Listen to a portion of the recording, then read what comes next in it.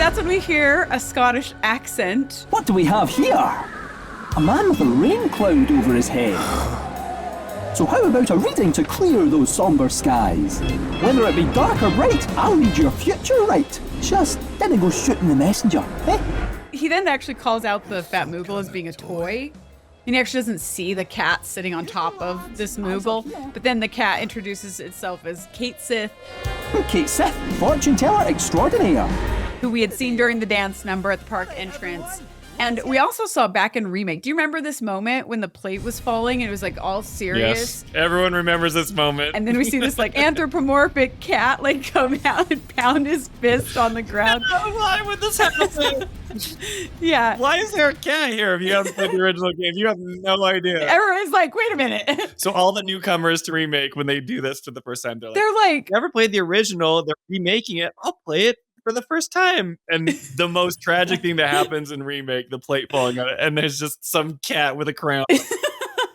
Who looks nothing like anybody else at all. It's totally out of the blue. It's awesome. But here, this is like the first time where we actually get to talk to him. So we've seen a little bit of him throughout. Now, I did want to say, does anybody know the origins of Cait Sith? Like the name or the character? The character, like what he was designed after. No idea. So this is actually really cool. So, okay, Cait Sith, of course, he was in the original game, right? Yeah. But the character is actually based on a creature from Scottish folklore. Oh. Called Cait Sith. That's why he has a Scottish accent, is because it's from Scottish folklore. So it's not just Japanese craziness. I'm just kidding. I'm kidding. I love Japan. I would wonder if he has like a Japanese, like if the Japanese version has like a Scottish accent. I don't know how that, anyway. That makes me wonder. I have to go back and listen and see if he sounds Japanese with a Scottish accent. I don't know. Anyway, so in the Scottish folklore, this Cait Sith character is pronounced Ketshi in Gaelic, right? Mm-hmm. And I actually knew about this pronunciation before Rebirth was created because online... Oh yeah, this is a whole debate. Yeah, there was a whole debate. A lot of people saying it's Ketshi and a lot of people saying it's Cait Sith. Like, everybody's going back and forth on how you say his name because obviously in the original 7 game, nobody knew how to actually pronounce it because we just saw it in text. We didn't actually hear it. We never really heard his name spoken, right? And people were curious, was Rebirth going to try to use like the original pronunciation from this Gaelic like pronunciation or the English phonetic pronunciation when we finally get to hear his name spoken out loud decades after the original game? And it turns out they went with the English phonetic. Cait Sith. Which is probably the right move, honestly. Like, if you're going to spell it Cait Sith and call it Ketshi, you're going to confuse, like, everyone who speaks English. Now, I would disagree with that because, number one, in Final Fantasy XI, this is for those who played 11, they know this.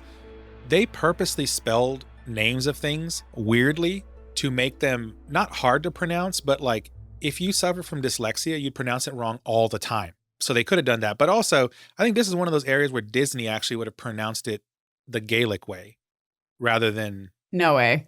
I think so. No way. As a former Disney spokesperson, I call foul. Like, because I think the modern Disney would have tried to bring like as much of the original origin in as they could. Oh, I see. Like you're talking about trying to stay culturally accurate. Yeah, as close as they could. Kind of like the disclaimer on Disney Plus when they're like, these were insensitive, like when it's like the Jungle Book or... Don't get me started.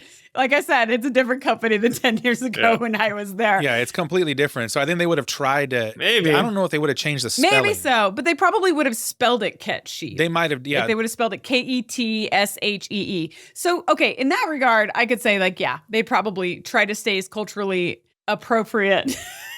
But it was still a great character, like whether it's Cait Sith or the other one, the character's amazing. The character's a lot of fun. Yeah, so they decided to go phonetically, right, with the Cait Sith. Again, I think it was the right move to say it like it's spelled, because if they were going to go the other way, then they would have had to respell it, which they do all the time. I mean, do you remember Aerith's name? Like in Original 7, do you remember Aerith's name? It wasn't Aerith. Yeah, it's Aeris. It was Aeris, or Ares, or something like Ares, that. yeah. Yeah, and then also, there's other characters too, like Esther, who we meet later in this chapter. She spells her name different now than she did in Original 7. So they're changing spellings, but it's just, I think it's interesting. I think Cait Sith's character origins are interesting because, so in the Gaelic tradition, Cait Sith is a supernatural kind of ghost-like black cat with a white spot on his chest, about the size of a dog. They say he's bigger than a cat, right? So like Sylvester. Yeah, sure. Like Sylvester. Yeah, Sylvester's that way with like a big red nose or whatever, right?